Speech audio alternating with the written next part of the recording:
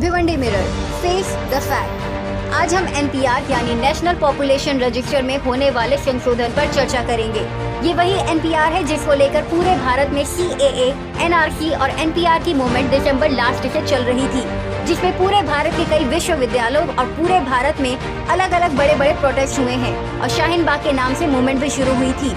इस मूवमेंट में जिन लोगों ने भी पार्टिसिपेट किया है, ये खबर उनके लिए राहत भरी है कि आखिरकार सरकार इस मामले पर यू टर्न लेने पर मजबूर हो गई है और हुकूमत ने ये फैसला लिया है कि एनपीआर अब 2010 के पैटर्न पर ही होगा। भिवंडी से जुड़ी लेटेस्ट अपडेट के लिए हमारे चैनल को यूट्यूब पर जरूर सब्सक्राइब करें और वीडियो को शेयर करना ना भूलें। इस कोरोना काल में कहीं से कोई अच्छी खबर नहीं आ रही है। महामारी के अलावा कहीं बाढ़ ने तबाही मचा रखी है तो कहीं चीन ने हल्ला बोल रखा है। अर्थव्यवस्था दम तोड़ रही है और सरकार भी हर रोज मानव अधिकार के लिए जद्दोजहद करने वाले लोगों को जेल में ठोस रही है। इसलिए हर तरफ से बुरी खबरें आ रही हैं।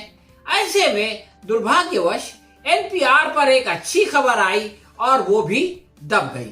केंद्र सरकार का यू टर्न अब कोई नई बात नहीं है। नोटबंदी हो या जीएसटी, जब भी ये कोई कानून बनाते हैं उसके बाद इनको आहिस्ता आहिस्ता यू टर्न करना पड़ता है। लेकिन अब इन लोगों ने एनपीआर के विषय में चुपचाप जो बहुत बड़ा यू टर्न किया है वो बहुत ज्यादा स्वागत योग्य है। वो सभी विवादित सवाल हटा दिए गए जो 2010 के बाद बढ़ाए गए थे। ऐसा क्यों हुआ, इस पर हम आगे चर्चा करेंगे।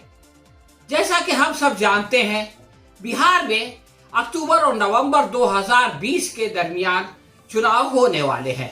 भाजपा के अध्यक्ष जेपी नड्डा ने पहले ही घोषणा कर दी है कि नीतीश कुमार को मुख्यमंत्री का उम्मीदवार बनाकर ये चुनाव लड़ा जाएगा। बिहार विधानसभा में जनता दल यू के साथ भारतीय जनता पार्टी और लोक जनशक्ति पार्टी भी एनडीए में शामिल है। बिहार के बाद जो बड़ा चुनाव होने वाला है वो पश्चिम बंगाल में है 2021 में। भाजपा को वहां बड़ी उम्मीदें हैं, दशकों से वो वहां काम कर रही है।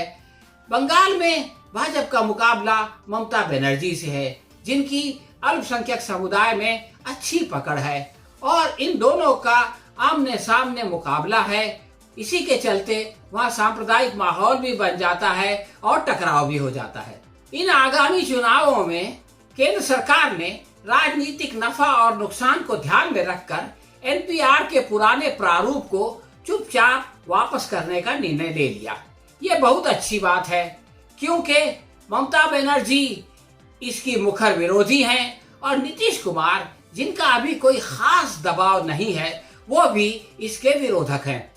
नीतीश कुमार ने कहा था कि इन विवादास्पद प्रश्नों के साथ एनपीआर को उनके राज्य में अनुमति नहीं दी जा सकती, यानी केवल 2010 के अनुसार एनपीआर होने की संभावना निकल सकती है। इसके चलते रजिस्ट्रार जनरल और जनगणना आयुक्त के कार्यालय की आधिकारिक वेबसाइट पर 30 जुलाई को कुछ महत्वपूर्ण परिवर्तन किया गया और जैसा कि मैंने आपको पहले बताया, वो विवादित प्रश्न जो बाद में बढ़ाए गए थे और जिनकी वजह से इतना बड़ा आंदोलन चला था, उन सबको चुपचाप हटा दिया गया। हम आपको याद दिला दें कि वो प्रश्न कौन से थे जिनके खिलाफ आंदोलन चल रहा था। पहला प्रश्न ये था कि आपकी मातृभाषा क्या है। दूसरा था आपका आधार नंबर क्या है। ये स्वैच्छिक था, यानी ऑप्शनल, आप चाहें तो दें या ना दें।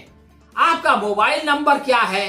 आपका पासपोर्ट नंबर क्या है, अगर किसी के पास पासपोर्ट हो तो।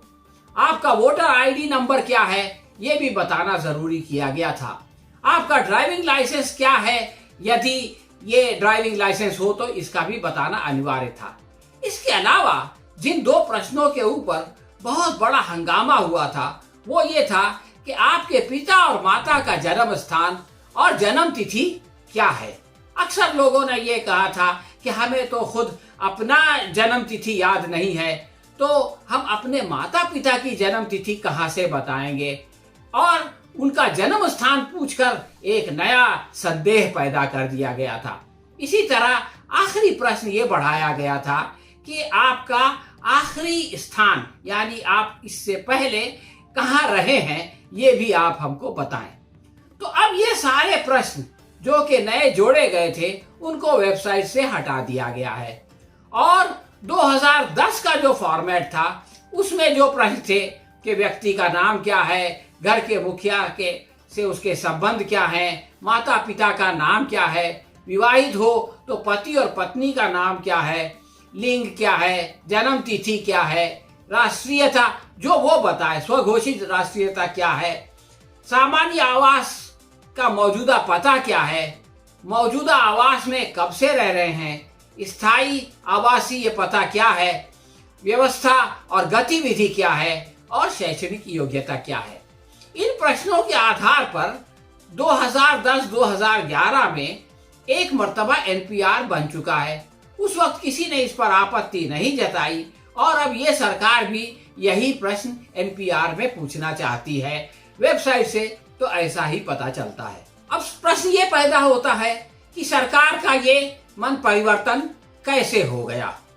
इसका कारण ये है कि जब सरकार ने ये घोषणा की तो पूरे देश में एक आग लग गई, एक आंदोलन चल पड़ा और उसके बाद ये हुआ कि 11 राज्यों ने अपनी विधानसभा में प्रस्ताव पास किया कि वो एनपीआर नहीं होने देंगे और उन राज्यों में दिल्ली राज्य भी है, यानी दिल्ली की केंद्र सरकार उस राज्य में भी एनपीआर कराने की सक्षम नहीं है जहां पर के उसकी पार्लियामेंट मौजूद है, लोकसभा मौजूद है, प्रधानमंत्री रहते हैं। हम आपको बता दें कि एनपीआर में नागरिकों का लेखा जोखा होता है, प्रत्येक व्यक्ति को एनपीआर में शामिल करना अनिवार्य होता है और इसकी शुरुआत 2010 में हुई थी। ये जनगणना के साथ साथ चलने वाली कवायद है और इससे जो डेटाबेस बनता है उसी की बुनियाद पर सरकार नीतियां बनाती है। लेकिन सरकार ने उसमें नए प्रश्न डालकर और हमारे गृह मंत्री ने एक क्रोनोलॉजी बताकर जो है वो सारे देश में एक शक व शुबे का माहौल पैदा कर दिया था। ऐसा लगता है कि सरकार को अपनी गलती का एहसास हो गया है और उसने उसको ठीक करने के लिए उन नए विवादित प्रश्नों को हटा लिया है। सरकार का ये फैसला एनआरसी के विरोध में चलाए जाने वाले आंदोलन की बहुत बड़ी सफलता है। शाहीन बाग के संघर्ष में जिन लोगों ने अपना योगदान दिया था उन सबको ये कामयाबी मुबारक हो।